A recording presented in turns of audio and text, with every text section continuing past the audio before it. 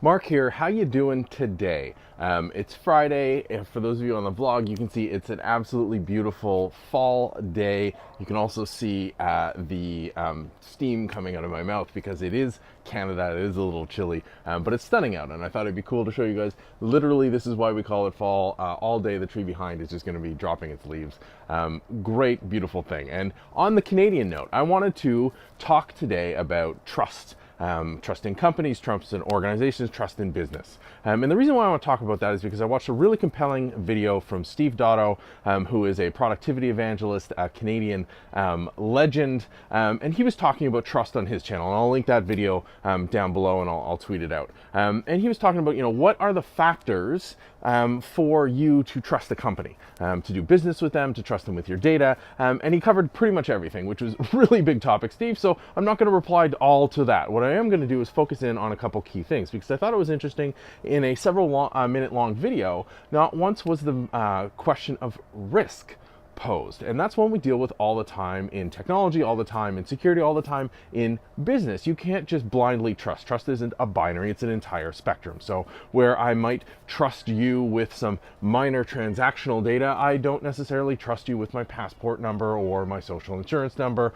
or information like that. There's a spectrum here of trust. And the interesting thing is, at the end of it, you can actually engender trust through the same way no matter what. It's transparency and consistency. So the more transparent a company or organization is in their aims, and the more consistent they are in taking steps towards those aims, the easier it is to trust them. But one of the key questions we deal with in IT a lot, and it comes across security's plate a lot, is vendor lock-in. And whether you're purely in IT or you're just a normal business adopting tools and buying software, lock-in is a concern because if you're building your business on a particular type of cash register, to move that to another type, if that system no longer works for you, that's a significant burden and expense. If you keep going back into the back end of IT, if you're building your servers and your applications and things like that on a particular setup, whether that's a cloud provider, which is where you probably should be, or in a colo agreement in a data center, that's locking you into certain technologies. And there are some companies who absolutely avoid lock-in no matter what, and that's ridiculous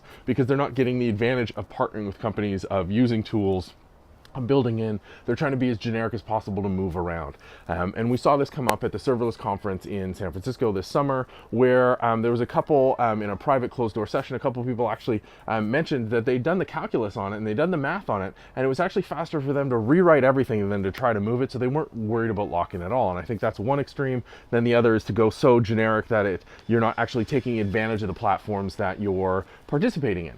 So trust is the spectrum, and what you need to do is evaluate the risk. What is the risk of this? So if I'm a retail business and I go with the Square cash register, which is a really cool iPad-based cash register you can flip around, ties back into the Square system. So if you've ever used Square with your credit card, your receipts are emailed automatically. A lot of benefits for the consumer, but you're picking to do business with that company. And let's say you were, set up for retail and that works for you. But at a certain point, they switch their focus and now no longer set up that cash register streamlined for retail operations. Maybe they start to adjust so that now it's something different and it no longer aligns with your business names. What is the cost of moving off that platform? What's the risk of that actually happening? So there you go back and you look at that history of that company, you see, okay, where is Square gone with this product? Is this product an experiment for them? Is it an actual line of business? You have to evaluate that risk. And the way you can do that is if the company's been transparent in their previous activities, if they are transparent in their name, and if they're consistently going toward that. And I think that's really how you need to evaluate in general and with every specific example. So if I'm going to build my technology backend on cloud provider A, how consistent have they been?